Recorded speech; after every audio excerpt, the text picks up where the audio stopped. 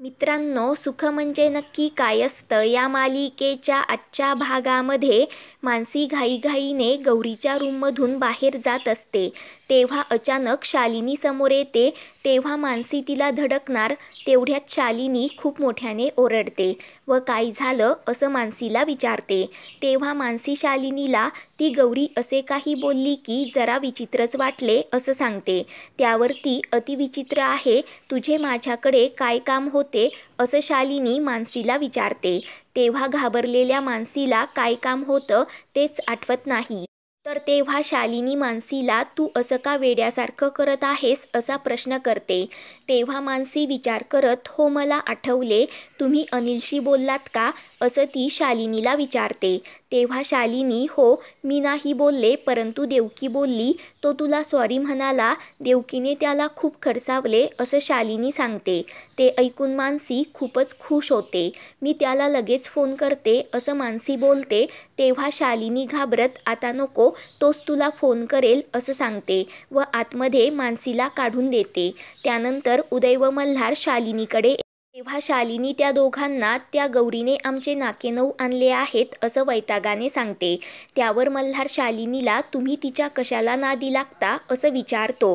तेव्हा नाटकी शालिनी दोघांना आमचा हेतू चांगला होता, जयदीप भाऊजींना त्रास दिला की ही आपली गौरी हाय की नाही ते समजलं असतं, त्यामुळे हे सर्व आम्ही केल्याचं शालिनी खोटं सांगते. तेव्हा उदय शालिनीला हीच गोष्ट कुणाला तरी विश्वासात घेऊन पण करता आली असती ना असं विचारतो.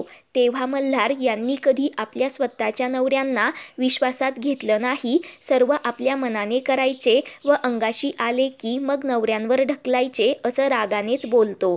तेव्हा शालिनी सांगते की आज त्या पोरीने माझ्या कानाखाली मारली, या घरातील थोरल्या सुनेचा अपमान झाला, परंतु कोणी काही पण बोलले नाही आणि कोण कुठली ती पोरगी आली व सर्वांचा अपमान करत आहे.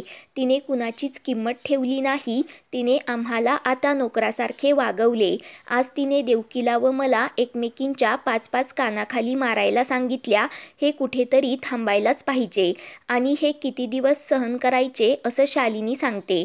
तेव्हा उदय तुम्ही माईंबरोबर बोला म्हणून सांगतो. तेव्हा मल्हार या जन्माची पापे याच जन्मात फेडावी लागतात असा डायलॉग शालिनीला देतो. तर तेव्हा आमचा छळ होत असताना घरातील पुरुष हातावर घडी मारून बसत आहे असं शालिनी वैतागानेच बोलते व मी माहेरी निघून जाईल अशी धमकी मल्हारला देते. तेव्हा उदय शालिनीला मी व मल्हार तिला समजावून सांगतो असं म्हणत मल्हारला घेऊन लगेच बाहेर पडतो. तर इकडे शेखरदादांना त्या आपल्या गौराबाई आहे हे तुम्हाला वाटत नाही का असं विचारतो. तेव्हा दादा त्या आपल्याच गौराबाई आहेत असं शेखरला सांगतात. ते ऐकून जयदीप दादांना नाही मला तसे वाटत नाही म्हणून सांगतो. तर तेव्हा शेखर जयदीपला एवढे कोणी सेम टू सेम थोडीच दिसतं असं विचारतो. तेव्हा जयदीप शेखरला या जगात एकसारखी दिसणारी खूप माणसे असतात असं सांगतो. ते ऐकून शेखर खूपच खुश होतो. तेव्हा रेणुका तिथे येते व जयदीपला ही पोरगी गौरी असेल किंवा नसेल, परंतु या मुलीने घरात येऊन जो काही धुमाकूळ घातलाय ना त्याला काही तोड नाही असं सांगते. तेव्हा दादा एकदम बरोबर बोललात असं आनंदाने सांगतात. तर तेव्हा रेणुका अंबाबाईनेच गौरीला पाठवले आहे असं सर्वांना सांगते. तर तेव्हा जयदीप या घरात गौरीची जागा फक्त गौरीच घेऊ शकते हे अंबाबाईला पण माहिती आहे, आपण गौरीला शोधायला पुन्हा जंगलात जाऊ असं सांगतो. तेव्हा ती सापडली की आपण तिला या गौरीकडून चांगली ट्रेनिंग देऊ असं रेणुका विनोदाने बोलते. तेव्हा ते ऐकून दादा शेखर खूप मोठ्याने हसतात. जयदीप मात्र विचार करत राहतो. त्यानंतर उदय व मल्हार गौरीकडे येतात व आम्हाला तुझ्याशी महत्त्वाचं बोलायचं आहे म्हणून सांगतात. तर तेव्हा गौरी उदयला बाहेर जाऊन मी आत येऊ का ते विचारायला सांगते. तर उदय नाईलाजाने आतमध्ये येऊ का असं गौरीला विचारतो. तेव्हा ए बैलांनो खाली बसा असं गौरी मोठ्याने दोघांना ओरडते. त्यावर दोघेही मुकाट्याने खाली बसतात. तर तेव्हा गौरी दोघांना तुमच्या बायकांची वकिली करायला तर आला नाहीत ना असं विचारते. तेव्हा दोघेही घाबरत नकार देतात. त्यानंतर गौरी तालमीवरून मल्हारची फिरकी घेते. तेव्हा मल्हार गौरीला तू आमच्या बायकांना शिक्षा करू नकोस असं बोलायला जातो, परंतु गौरी मल्हारचं काही एक ऐकून घेत नाही. तुमच्या दोघांच्या बायकांना शिक्षा केली आहे, त्यांना ती भोगावीच लागेल असं गौरी दोघांना पण सांगते. त्यावर मल्हार त्यांनी चूक तर केलीच आहे, परंतु माणुसकीच्या नात्याने आपण त्यांना सोडून देऊ असं गौरीला सांगतो. त्यावर गौरी मल्हारवर खूप चिडते. त्या माणूस म्हणून कशा वागतात ते तुम्हाला माहिती तरी आहे का? तुम्हाला लाजा वाटल्या पाहिजे. मी त्यांना वठणीवर आणते आणि तुम्ही उलट त्यांची शिक्षा कमी करण्यासाठी इथे माझ्याकडे आलात असं बोलते. एवढीच काळजी वाटत असेल तर तुम्ही पत्नीव्रत नवरे बना, मी तुमच्या बायकांची शिक्षा माफ करते असं गौरी सांगते. तर तेव्हा माफ केलं की थँक्यू गौरी असं उदय आनंदाने बोलतो. त्यावर ऐ पेंढा भरलेल्या बैला, त्यासाठी तुम्हाला त्यांची शिक्षा भोगावी लागेल.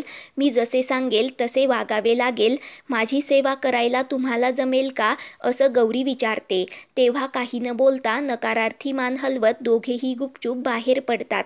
तर इकडे शालिनी क्रिश बरोबर सापशिडी खेळत असते. तर तेवढ्यात उदय व मल्हार तिथे येतात व आम्ही खूप ट्राय केला, तुमचा मान मिरवायला गेलो आणि स्वतःचाच अपमान करून आलो असं उदय शालिनीला सांगतो. तेव्हा ते ऐकून शालिनी खूपच वैतागते. तुम्ही तिला आमची शिक्षा तुम्ही भोगत आहे ते सांगायचे ना असं शालिनी दोघांना पण बोलते, परंतु दोघेही त्यांची शिक्षा भोगण्यासाठी लगेच नकार देतात. आता आम्ही दादामाईंकडे जातो असं उदय शालिनीला सांगतो. तेव्हा लवकर जावा असं म्हणत शालिनी दोघांना पण तिथून काढून देते व मला पण काही वेगळा मार्ग निघतो का ते बघायला पाहिजे असं बोलत शालिनी डोके खाजवते. तेव्हा शालिनीला नवीन मार्ग सुचतो. तेव्हा ती क्रिश-कशिशला माझे एक काम कराल का असा प्रश्न करते. तेव्हा दोघे पण शालिनीला लगेच होकार देतात. त्यानंतर प्लॅनप्रमाणे क्रिश-कशिश गौरीकडे येतात. तेव्हा गौरी त्या दोघांना बेडवर बसवते व मी खजिना दाखवते असं दोघांना पण सांगते व माझ्याकडे गोष्टींचा खजिना आहे, मी तुम्हाला गोष्ट सांगते असं ती क्रिश-कशिशला बोलते. तेव्हा क्रिश गौरीला तुला कसं कळलं? आम्हाला शालिनी काकूनेच इथे पाठवलं आहे, तू आम्हाला गोष्ट सांगावी म्हणून असं बोलतो. तर तेव्हा गौरीच्या लक्षात सर्व काही प्रकार येतो. तेव्हा नवरे बिनकामाचे निघाले म्हणून पोरांना आता कामाला लावले का असा गौरी विचार करते व क्रिश-कशिशला तिची गोष्ट सांगू लागते. एक राजकुमारी असते असं सांगत गौरी तिच्या आयुष्यातील सर्व गोष्ट क्रिश-कशिशला सांगते. तेव्हा कशिश मला माहिती आहे, ती राजकुमारी म्हणजे आपली गौराबाई असे बोलतो. तर तेव्हा कशिशचे ते बोलणे ऐकून गौरीला मोठा धक्काच बसतो. तेव्हा क्रिश बरे झाले, तू त्या शालिनी काकूला शिक्षा दिलीस असं बोलतो. तर तेव्हा कशिश प्रेमाने लगेच गौरीला किस करते. मित्रांनो, पुढील भागामध्ये गौरी जयदीपचा मोबाईल चेक करत असते. तेवढ्यात जयदीप तिथे येतो व काय करत आहेस असं गौरीला विचारतो. तेव्हा शालिनी पण तिथे येते व तुला माईंनी बोलावलं आहे असं गौरीला सांगते व तू या खोलीत काय करत होतीस असं गौरीला विचारते. तेव्हा गौरी लगेच फोन लपवते व शालिनीवरच भडकते. पुढील भागांच्या अपडेटसाठी चॅनलला सबस्क्राईब